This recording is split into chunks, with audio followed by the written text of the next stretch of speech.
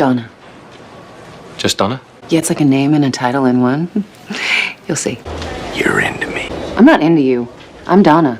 Le personnage de Donna est celui qui éclipse tous les autres dans la série Suits. Les intrigues des épisodes se concentrent principalement dans la résolution de conflits. Et le personnage de Donna, c'est vraiment une figure centrale dans ce contexte-là. L'histoire de la série Suits, c'est que Mike, qui n'est pas avocat, se retrouve embauché par Harvey Specter et va devoir évoluer dans un milieu de requins où il n'a aucun diplôme pour soutenir son poste. Et Donna va aider Harvey et Mike à couvrir ce mensonge, à le rendre crédible et surtout à le garder secret. Le personnage de Donna, c'est quelqu'un qui résout les problèmes d'Harvey Specter, qui est son patron. Elle est l'assistante d'Harvey, mais elle le dit elle-même, ce n'est pas une assistante comme les autres. Et peut-être que ça pourrait paraître être arrogant, mais c'est le cas.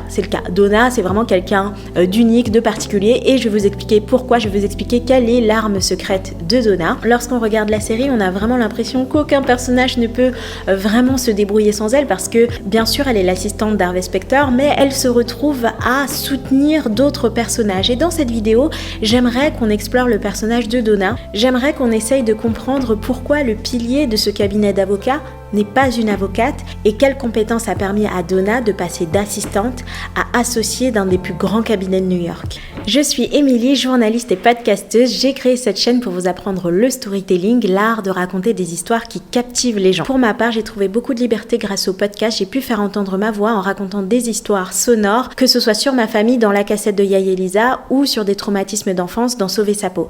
Le podcast, c'est vraiment une manière de pouvoir raconter une histoire qui nous tient à cœur et d'enfermer une histoire dans un objet qui sera immortel, qui nous survivra. Le fait de pouvoir répondre à un message, je sais que c'est important pour plein de gens, donc je vous ai tourné un cours de podcast gratuit. Vous allez apprendre à créer des podcasts qui impactent la société, à cumuler plus de 10 000 écoutes par épisode et à gagner de l'argent, à toucher une rémunération à chaque fois que vous faites un podcast, parce que oui, le podcast est aussi un métier. Vous pouvez retrouver ce cours juste après cette vidéo.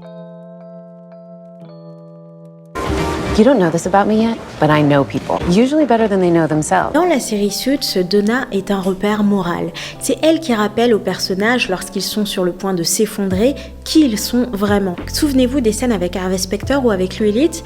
Donna Paulson, c'est toujours quelqu'un qui arrive à les faire se souvenir de qui ils sont et pourquoi ils font ce qu'ils font. C'est quelqu'un qui sait remotiver les troupes, même si Jessica est la personne qui dirige le cabinet.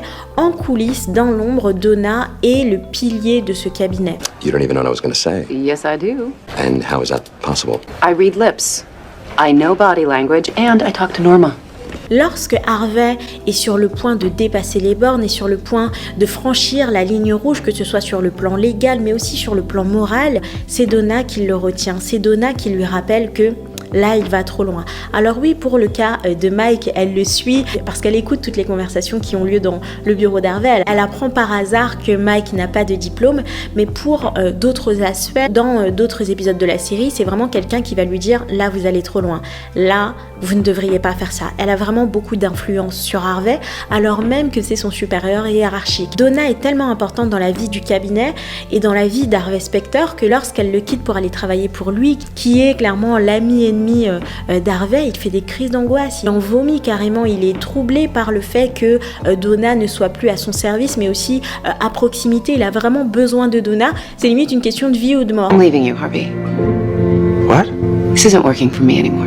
Le rôle de Donna dans la série Suits va au-delà d'être l'amoureuse d'Harvey, d'être la femme d'Harvey, d'être la personne qui l'aime en secret. C'est beaucoup plus profond que ça. Donna a une intelligence émotionnelle qui est inégalée dans la série Suits. C'est quelqu'un qui arrive à décoder les codes sociaux, à évoluer dans des environnements complexes et c'est quelque chose qui fascine au sein du cabinet. Elle a une sorte de sixième sens, elle arrive à lire en les gens, elle arrive à voir les gens tels qu'ils sont. Au sein du cabinet, on a affaire à des personnes qui sortent tous d'Harvard, qui est selon eux la meilleure université du monde, la seule université qui compte, et elle ne fait pas partie de ce milieu-là. Et pourtant, elle gagne le respect de tous ses avocats parce qu'elle a prouvé qu'elle avait quelque chose qu'ils n'avaient pas.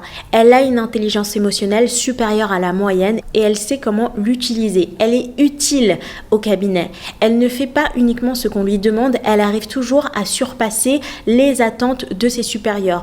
Même Jessica, parfois, elle la regarde comme si elle était impressionnée. Je pense qu'elle est souvent impressionnée. C'est quelqu'un qui impressionne même ses supérieurs. Et Donna est quelqu'un qui sait, je mets beaucoup de guillemets à ça, mais qui sait rester à sa place, c'est-à-dire qu'elle ne va jamais éclipser les autres. Elle ne va jamais éclipser Harvey. Elle ne va jamais éclipser Jessica. What are you gonna do about it? Get it back.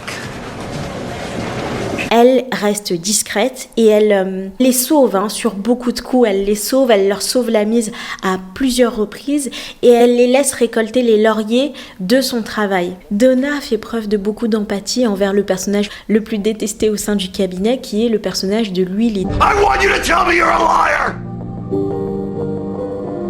And a hypocrite! Louis Litt se donne beaucoup de mal pour qu'on ne l'apprécie pas du tout. C'est quelqu'un qui est beaucoup dans la revanche, dans la vengeance. Il est en compétition permanente avec Harvey et Donna fait preuve de beaucoup d'empathie et d'amitié envers lui. Lors d'un épisode, elle veut lui redonner de la force, lui redonner de la niaque dans son travail et elle invente une situation selon laquelle il manquerait une personne pour jouer un rôle clé au théâtre. Imagine you're in court. Now, do you see that audience out there? That's your jury. You're a bunch of morons. Donna va lui donner la chance de pouvoir interpréter un rôle alors qu'il s'était fait la promesse de ne plus remettre les pieds sur scène. Elle le met dans une situation inconfortable mais qui va lui apprendre de quoi il est capable tout simplement. Et c'est ce qu'elle apprend au personnage. Elle apprend au personnage à se dépasser. Et c'est quelque chose dont tout le monde a besoin, mais particulièrement au sein de ce cabinet. Lorsque Donna rencontre Harvey, il se passe quelque chose de très intéressant. Harvey vient de gagner une affaire de délit en col blanc. Habituellement, il avait l'habitude d'accepter des affaires de dealer, par exemple. Et Donna lui fait une remarque qui va attirer son attention. Elle lui dit « Je sais pourquoi vous avez accepté ce nouveau type d'affaires. C'est parce que vous vouliez un article dans la presse. Vous voulez être vu par les grands de New York. » It's a white-collar crime, not some drug dealer on the corner, which makes it the kind of case. That puts your name in the paper. You're not just a pretty face, are you? C'est quelque chose qui a forcément attiré l'attention d'Harvey.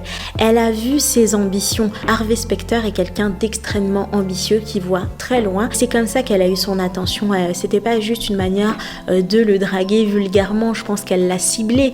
Elle cible les gens, elle cible ses employeurs et elle se montre perspicace, elle se montre à la hauteur tout simplement. C'est comme si elle lui disait « Je suis le Joker et il faut que vous ayez une carte comme moi dans votre jeu. » Et c'est bien sûr ce qu'il fait. Elle repère aussi les ennemis d'Harvey. Harvey est sollicité par un homme, un espèce de mafieux qui va lui attirer plein de problèmes par la suite. Et Donna lui dit « Lui, je le sens pas. Lui, il sent les problèmes. » Okay, I don't know who that is, but I'm telling you right now, he is bad news. C'est quelqu'un qui va le protéger, c'est quelqu'un qui va le conseiller.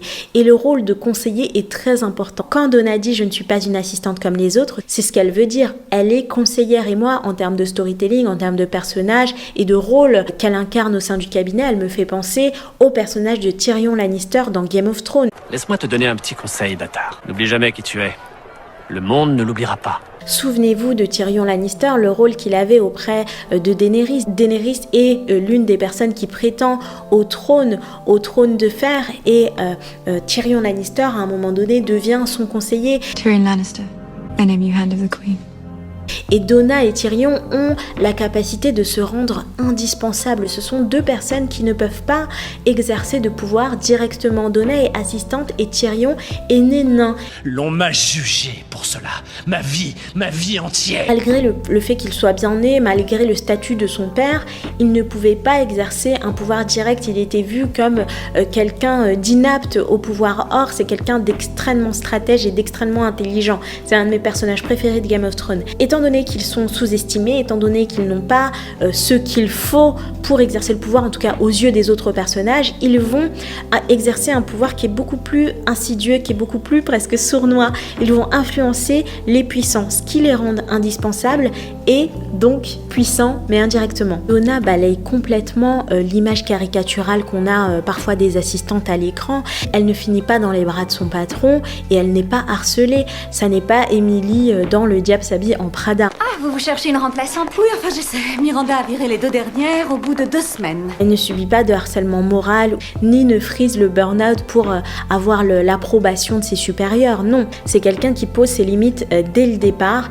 Elle explique à Harvey qu'il n'y aura plus de relation intime. Ils en ont eu une dès leur rencontre et dès qu'elle est embauchée, elle lui dit c'est terminé, ça n'arrivera plus. Bon, ça arrive un petit peu plus tard, mais pendant longtemps, elle pose cette limite-là dans le cadre professionnel. Et il y a une loyauté très forte, une loyauté mutuelle entre le personnage d'Harvey et Donna. Il y a un espèce de code d'honneur qui les unit, qui est quand même jalousé au sein du cabinet.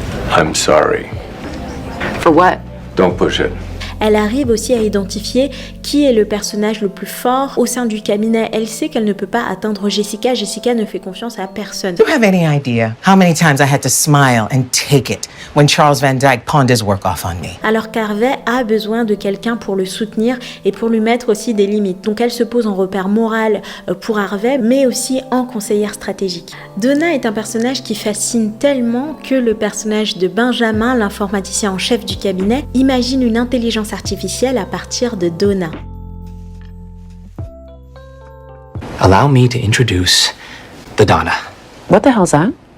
It's a digital version of you. Benjamin a une admiration sans faille pour Donna, pour sa capacité à savoir dire et quoi faire à tout moment. Et lui, il a beaucoup de problèmes de communication. Il n'arrive pas vraiment à se faire des amis au sein du cabinet. Il est dans les sous-sols, dans son monde comme ça, caché, en train de faire ce qu'il sait faire de mieux, c'est-à-dire de l'informatique. Et lorsque Mike lui demande service, il lui dit non. Et Donna arrive à avoir sa sympathie parce que Donna est aussi bienveillante envers lui et il la regarde de loin, il l'observe, il la voit passer et il est fasciné par sa capacité à interagir avec les autres. Et donc il imagine The Donna. Imaginez-vous avoir une Donna dans votre poche, quelqu'un qui sait quoi dire, quoi faire en toutes circonstances. Il sait très bien que tout le monde veut une Donna, c'est pourquoi il l'a imaginé sous forme de petit robot. Et donc il parle de ce projet à Donna et il veut tout simplement son autorisation puisqu'il s'agit d'une IA qu'il a créée à partir d'elle et il veut s'associer avec Donna sur ce projet et elle rejoint tout simplement l'aventure. Ils ont des rendez-vous ensemble et à un moment donné Donna a la prétention, on va dire, la prétention humaine de se dire que cette intelligence artificielle avait tout sauf l'intelligence émotionnelle jusqu'à ce que l'IA lui prouve le contraire. L'intelligence artificielle se met à lui donner des conseils que Donna aurait pu elle-même donner. But you always say part of being human is messing up sometimes. You are ready. Donna et Benjamin ont des rendez-vous très intéressants avec des investisseurs pour pouvoir tout simplement commercialiser The Donna. Et ce qui fait beaucoup de peine à Donna, c'est qu'en écoutant les conversations secrètes à la fin des rendez-vous, elle se rend compte qu'elle n'est absolument pas prise au sérieux à cause de son poste d'assistante. No way in hell I'm getting into business with a career legal secretary. Elle a des rendez-vous uniquement parce que les gens ont du respect pour Harvey. Et ce qu'elle va faire, c'est qu'elle va se mettre en quête d'un poste plus prestigieux au sein du cabinet. Elle se dit, j'ai donné tellement à ce cabinet d'avocats que je dois être récompensée non seulement en salaire, mais elle est déjà très bien payée en tant qu'assistante, mais aussi en tant que poste, en tant que situation. Je dois être tout simplement respectée aussi par les personnes en dehors du cabinet. Et donc, à un moment donné, elle atteint le sommet du cabinet en étant nommée associée. Je crois qu'elle était nommée associée senior. Et Katrina Bennett dit, là c'est trop. Elle va voir clairement ses supérieurs en leur disant... Mais je suis prête à quitter le cabinet parce que si Donna a le poste de mes rêves, ce poste n'a plus de valeur. Et j'ai trouvé que c'était très violent. Après, est-ce que c'était vrai? Peut-être. Après, Katrina, c'est un requin. Hein. Katrina, elle ne rigole pas quant à son ascension professionnelle. You lied to me, and you know it. Who are you gonna tell? Donc, Katrina influe sur la décision de rétrograder Donna. Et Donna n'est absolument pas étonnée. Et elle dit quelque chose que j'ai trouvé très digne d'elle. Hein. Elle dit, mais de toute façon, je voulais pas ce poste, je voulais celui d'en dessous. J'ai visé la lune pour atterrir un peu plus bas. Et c'était très drôle à voir. Mais en tout cas, elle a complètement conscience de sa position au sein du cabinet et elle a réussi à s'en détacher, toujours grâce à son intelligence émotionnelle. Je vous laisse aller découvrir découvrir mon cours de podcast. Il dure 30 minutes. Vous allez apprendre énormément de choses sur le podcast. Vous allez enfin pouvoir faire entendre votre voix. Je sais qu'il y a beaucoup de monde qui veut faire un podcast, qui veut transmettre tout simplement un message sur une thématique que peu de gens connaissent, sur une histoire qui vous est arrivée, parce que sachez que quand vous faites un podcast, vous n'êtes pas obligé de faire des tas et des tas d'épisodes, de faire des émissions très longues. Vous pouvez faire un podcast documentaire, vous pouvez faire un podcast de fiction, mais aussi une émission si vous en avez envie. Moi, je vais vous faire découvrir le monde du podcast tel que moi, je l'exerce. Je ne poste absolument pas mes podcasts gratuitement, je suis rémunérée pour ça et j'ai une stratégie qui fait qu'à chaque fois que je sors un podcast, il y a des milliers et des milliers d'écoutes. Je ne me soucie absolument pas des écoutes, il peut y en avoir énormément pour une simple raison que vous allez apprendre dans ce cours. Je vais vous expliquer comment je construis aussi mes podcasts. Je fais principalement des podcasts documentaires, des podcasts où je raconte une histoire. C'est pour ça que je vous dis que je suis passionnée par le storytelling, parce que pour moi, on attire l'attention des gens aussi grâce au storytelling. Je vous laisse découvrir ce cours, vous allez apprendre beaucoup de choses. Ce serait vraiment dommage de passer à côté de ça. Donc vraiment, allez-y, regardez-le et prenez des notes surtout.